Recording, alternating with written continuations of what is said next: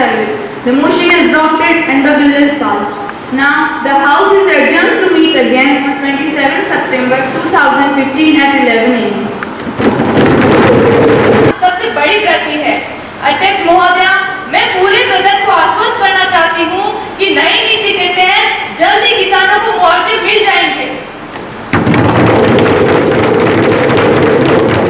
संविधान में संशोधन करते हुए संसद के निचले सदन, लोकसभा और सभी राज्यों की विधानसभाओं में महिला आरक्षण का प्रावधान करते हुए इनमें 33% सीटें आरक्षित की जाए। अध्यक्ष महोदया, आजादी के 68 साल बीत जाने के बाद भी आज देश की आधी आबादी महिलाओं का राजनीति में प्रतिनिधित्व बहुत ही कम है। आज भी सदियों पुरानी पुरुष प्रथा प्रचलन में है। महिलाओं की भूमिका घर तक सीमित है और बाहर भूमिका में पुरुष है।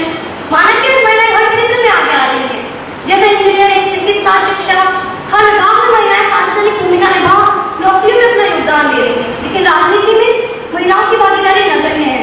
वर्तमान की लोकसभा में कुल 545 सीटों में से केवल 59 महिला सांसद चुनकर आई है, जबकि राज्यसभा में 250 सीटों में से केवल 28 महिला सांसद चुनकर आई है। यही हाल सभी राज्यों की विधानसभाओं का भी है। कुल मिलाकर देखा जाए तो राजनीति में महिलाओं की भागीदारी 10% से ज्यादा तो नहीं है। ऐसी स्थिति में महिला आरक्षण को बढ़ाने के लिए एक आरक्षण एकमात्र उपाय है जिससे महिला प्रतिनिधित्व कम से कम 1/3 तो हो पाएगा। महोदया, आज कानूनी समानता होने के बावजूद भी महिला अधिकारों में पिछड़ी हुई है। उसे समाज में दबाया जाता है, उसे घरेलू हिंसा का सामना करना पड़ता है। इस विधेयक के पारित होने से महिला कानून निर्माण में अहम भूमिका निभा पाएंगी और महिला अधिकारों का मुद्दा भली भांति विधानसभा में उठा पाएंगी। महोदया, 1993 में 73वें 74वें संविधान संशोधन द्वारा पंचायती राज व शहरी निकायों में महिलाओं के लिए 1/3 आरक्षण का प्रावधान किया गया था, जिसे बाद में बढ़ाकर 50% तक कर दिया गया है। जिसके परिणाम स्वरूप हम देख रहे हैं कि आज लाखों महिला जनप्रतिनिधि स्थानीय शासन में चुनकर रहे हैं और जिला प्रमुख, चेयरपर्सन, सरपंच के रूप में बहुत ही अच्छा कार्य कर रही है। महोदया, आज समय आ गया है कि महिलाओं की राजनीतिक भागीदारी को देश की ग्राम पंचायत से देश की सर्वोच्च पंचायत संसद तक बढ़ाया जाए।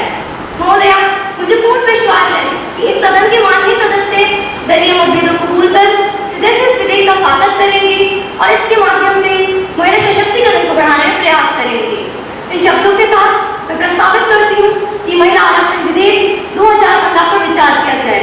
इसी के साथ मैं दुष्यंत कुमार की कुछ पंक्तियां दोहराना चाहती हूँ। ये लड़ाई जो अपने आप से मैंने लड़ी है, ये घुटन, ये यातना केवल किताबों में पढ़ी है। ये पहाड़ी पाँव में चढ़ते इरादों ने चढ़ी है, कल दलीचे ही बनेंगे द्वार, अब तो पथ यही है, अब तो पथ यही है।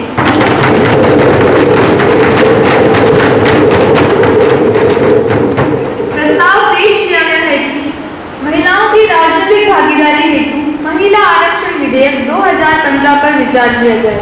सुश्री रेखा।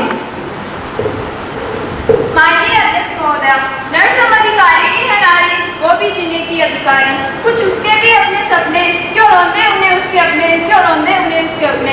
मैं इस विधेयक का पूर्ण रूप से समर्थन करती हूँ, क्योंकि इस विधेयक से निश्चित ही राजनीति में महिला प्रतिनिधित्व बढ़ेगा, जो कि तात्कालिक आवश्यकता है। वर्तमान में विश्व संसदीय प्रतिनिधित्व में 18.4% है और रवांडा महिला प्रतिनिधित्व में प्रथम स्थान पर है, जहाँ महिला प्रतिनिधित्व 56.3% है और दूसरे स्थान पर स्वीडन है, जहाँ महिला प्रतिनिधित्व 27.3% है। रवांडा में महिला प्रतिनिधित्व इतने तेजी से बढ़ने के पीछे का कारण महिला आरक्षण ही है।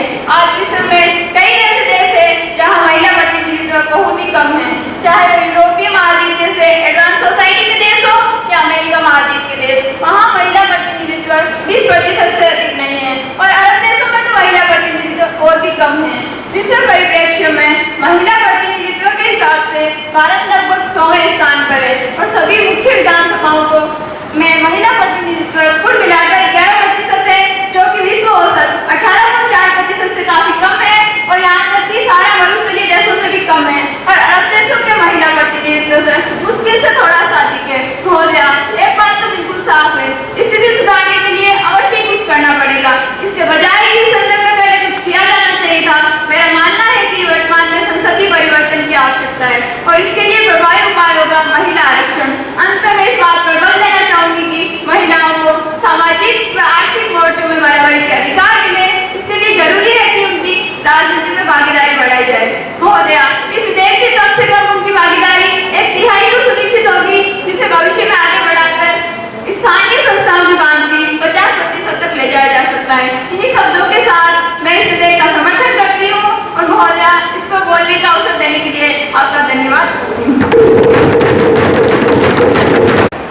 बात पर कोई दो मत नहीं है कि महिलाओं की भागीदारी राजनीति में बढ़नी चाहिए और मुझे पूर्ण विश्वास है कि सदन का प्रत्येक सदस्य, चाहे वो किसी भी दल का हो, महिला हो या पुरुष हो, इस विधेयक को अपना पूरा समर्थन देगा। लेकिन महोदया, इस विधेयक के लागू होने पर महिला सशक्तिकरण हो ही जाएगा, इस पर मुझे आशंका है। यह आशंका निर्मूल भी नहीं है। जैसा कि मंत्री महोदय ने बताया कि 73वें और 74वें संविधान संशोधन द्वारा स्थानीय निकायों में महिलाओं के प्रतिनिधित्व के लिए आरक्षण का प्रावधान किया गया था, जिसे बाद में बढ़ाकर 50% तक कर दिया गया था। मैं बताना चाहूंगा कि ये केवल सुनने में बहुत ही अच्छा लगता है कि आज लाखों महिला प्रतिनिधि चुनकर आ रही है, भारतीय लोकतंत्र मजबूत हुआ है, आधी आबादी की भागीदारी राजनीति में भी आधी हो गई है, लेकिन व्यवहारिक स्थिति कुछ और है। ये लोकतंत्र का दूसरा स्याह पहलू भी है। महोदया, मैं आपको बताना चाहूंगा कि जैसी सामाजिक परिस्थितियां हमारे देश में विद्यमान है, उनमें हम केवल आरक्षण देकर महिलाओं का सशक्तिकरण नहीं कर सकते। आज की स्थिति में महिलाएं अशिक्षित है, सामाजिक और राजनीतिक चेतना का अभाव है, आर्थिक असमानता है, वे हर मोर्चे पर पुरुषों से पिछड़ी हुई है या उन पर निर्भर है। ऐसे में आरक्षण एक कारगर उपाय नहीं हो सकता। महोदया, अशिक्षा के कारण ही हमारे सामने सरपंच, पति जैसे विशेषण भी आए। अशिक्षित महिलाएं चुनाव में विजयी तो हो जाती है, लेकिन उनके पद के कार्य को उनके पति बढ़ चढ़कर एक निर्वाचित प्रतिनिधि के तौर पर अंजाम देते हैं। महोदया, निर्वाचित प्रतिनिधि शिक्षित हो तो समाज की व्यवस्था और अधिक सुचारू रूप से चल सकती है, बजाय इसके कि केवल महिला नेता हो। सामाजिक विकास के लिए न्यूनतम शैक्षणिक योग्यता बहुत ही जरूरी है। अशिक्षित निर्वाचित नेताओं की अज्ञानता का नौकरशाह अनुचित लाभ उठाते हैं। महोदया, इसलिए बेहतर ये होगा कि हम महिलाओं को शिक्षित करें, उन्हें समानता का व्यवहारिक दर्जा दें। और मैं बताना चाहूंगा कि अगर केवल आरक्षण दे दिया गया तो उससे हम केवल डमी महिला लेने तैयार होगी। इसको समझने के लिए आप बिहार में राबड़ी देवी और राजस्थान में गोलमा देवी का उदाहरण दे सकते हैं। इसलिए मैं फिर से कहूंगा, बेहतर ये होगा कि महिला को शिक्षित करें, समाज में व्याप्त कुरीतियां दूर करें, हम उन्हें समानता का व्यवहारिक दर्जा दें, आर्थिक रूप से आत्मनिर्भर बनाएं, बजाय इसके कि केवल आरक्षण देकर महिला कठपुतली नेता तैयार करने के।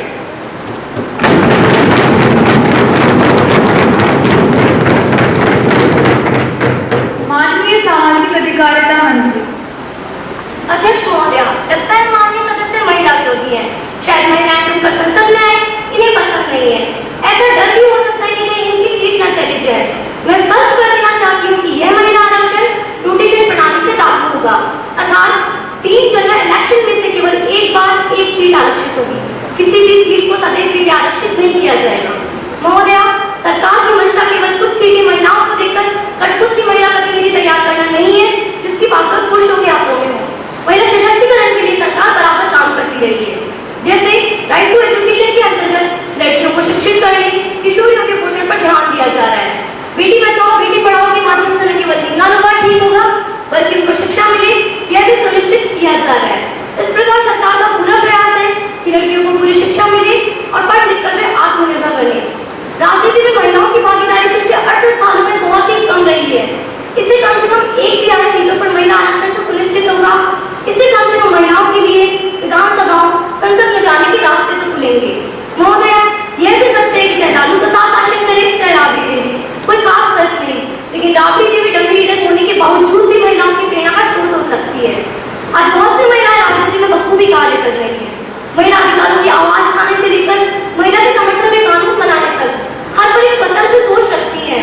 बंगाल की मुख्यमंत्री ममता बनर्जी, राजस्थान की मुख्यमंत्री वसुंधरा राजे जैसी महिलाएं का डमी लीडर है। और मैं प्रतिपक्ष के साथी से पूछना चाहूंगी कि इनके दल की अध्यक्ष भी तो महिला है, क्या वे डमी लीडर है? अगर नहीं तो हमें विश्वास करना चाहिए कि सभी महिलाएं कठपुतली महिला प्रतिनिधि साबित नहीं होंगी। कम से कम 33% में से 15% तो वास्तविक प्रतिनिधि साबित होंगी, डमी नहीं। कृपया इस बिल को केवल महिला सशक्तिकरण के औजार के रूप में न देखें। यह एक तरीका है कि दूसरे जेंडर को निर्णय निर्माण संस्थाओं में बराबर प्रतिनिधित्व देने की ओर जाता है। इसका मतलब यह है कि महिलाओं के दृष्टिकोण को भी निर्णय लेने में शामिल करेगा। महिला किस तरीके से सोचती है, विभिन्न तरीके से मुद्दों को हल करती है, उनकी अपनी अलग ताकत है। महोदया, हमें महिलाओं की अनदेखी नहीं करनी चाहिए। आज राजनीति में बहुत सी महिलाएं महत्वपूर्ण भूमिका निभा रही है। तब क्यों ना हम उन्हें एक और मौका दें, जिससे वे चुनकर न केवल अपने और महिलाओं बल्कि देश को आगे बढ़ाने में योगदान दें।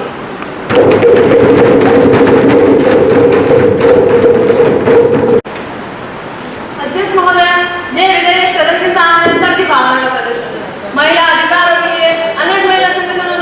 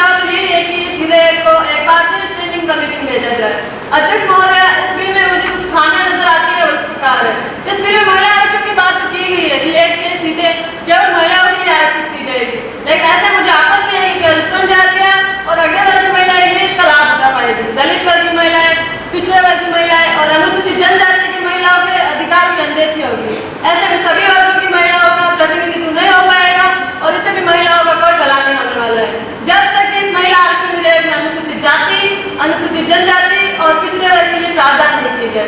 अध्यक्ष महोदय, मेरे दूसरे आसन का स्थान को लेकर रहती यह विधेयक वर्तमान में सक्रिय राजनीतिक परिवारों की महिलाओं को ही आगे बढ़ाने का काम करेगा। मुझे इसमें उदाहरण देने की आवश्यकता नहीं है। वर्तमान में अधिकांश जिलों ने महिला प्रतिनिधित्व के नाम पर अपने अपने परिवारों की महिलाओं को लाकर ही पूर्ति की है। तो इस बात की प्रबल संभावना है कि इस विधेयक के लागू होने पर यही सब होगा, क्योंकि ये इनकी मजबूरी बन जाएगा। इसलिए इस विधेयक में कुछ ऐसे प्रावधान किए जाए जिससे वास्तविक महिला प्रतिनिधि ये चुनकर सामने आए और इस पर परिवार राज की छाया ना पड़े।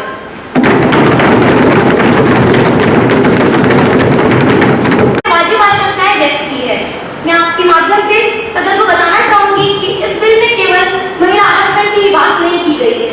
इसमें अनुसूचित जाति महिला, अनुसूचित जनजाति महिला और पिछड़ा वर्ग की महिलाओं के लिए भी प्रावधान किए गए हैं, ठीक उसी प्रकार जिस प्रकार स्थानीय शासन में किए गए थे। महिला आरक्षण विधेयक 2015 में अनुसूचित जाति महिला के लिए 16%, अनुसूचित जनजाति महिला के लिए 12% और पिछड़ा वर्ग की महिलाओं के लिए 21% आरक्षण का प्रावधान किया गया है। इस प्रकार इस बिल में सभी वर्गों की महिलाओं को आनुपातिक प्रतिनिधित्व देने का प्रयास किया गया है। महोदया, जहाँ तक स्थापित राजनीतिक परिवारों की महिलाओं की बात है, तो मैं कहना चाहूंगी कि सभी दलों पर निर्भर करता है कि वे टिकट वितरण में इस बात का ध्यान रखें। अगर कानूनी प्रावधान करके किसी वर्ग विशेष की महिला को इससे वंचित रखा गया तो ये उनके समान अधिकार का उल्लंघन होगा। एक लोकतांत्रिक देश में सभी नागरिक समान है। टिकट मिलने पर से कोई महिला सांसद या विधायक बनने से रहे, इस देश के जागरूक मतदाता चुनाव करेंगे कि किसे चुनना है।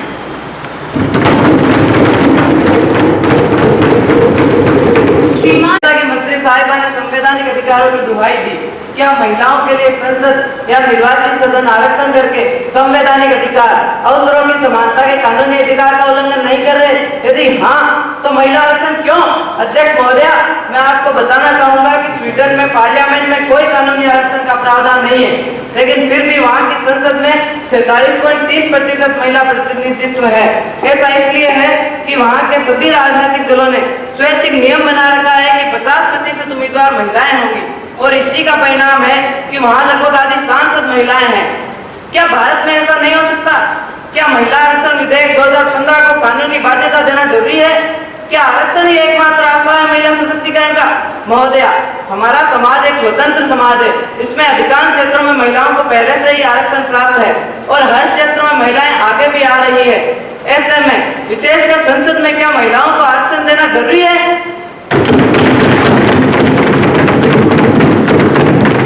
माननीय प्रधानमंत्री। Speaker ma'am, the last point raised by the honorable MP was valid, and clearly there was no right way to answer that. Yes, that was a valid reason for not going with women's reservation bill. However, it was agreed that we should see the reservation as a one-time chance given to women to show that they are much needed as a part and parcel of the governance bodies. If we need them there, then reservation is required. So see this as a means to empower India as a nation and not just empower women. इस विधेयक को लाने के पीछे मेरी सरकार की मंशा महिलाओं को एक अवसर देने की है।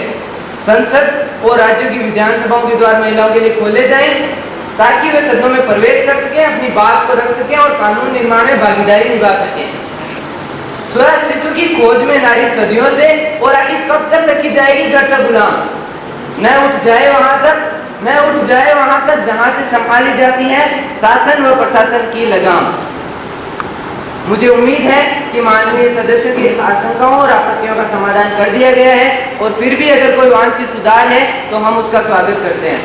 मैं इस अधिनियम को लागू करवाने में आप सबका सहयोग चाहूंगा और अंत में मैं इस विधेयक को सदन में पास करने का निवेदन करता हूँ।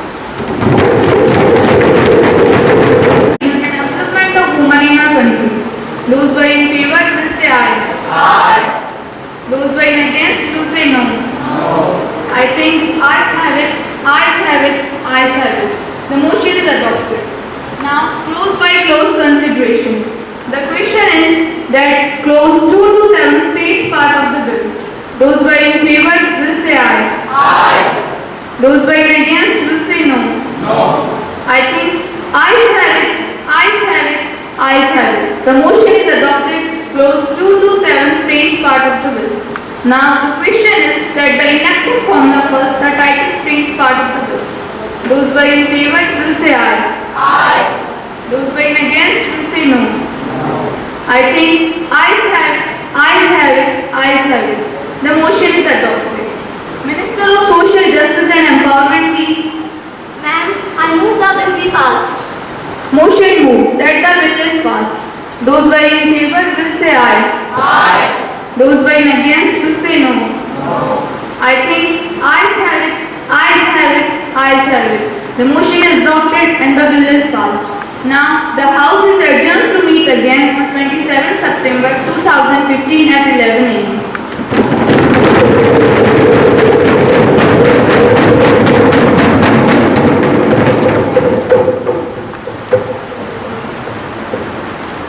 बच्चों की इस शानदार प्रस्तुति के बाद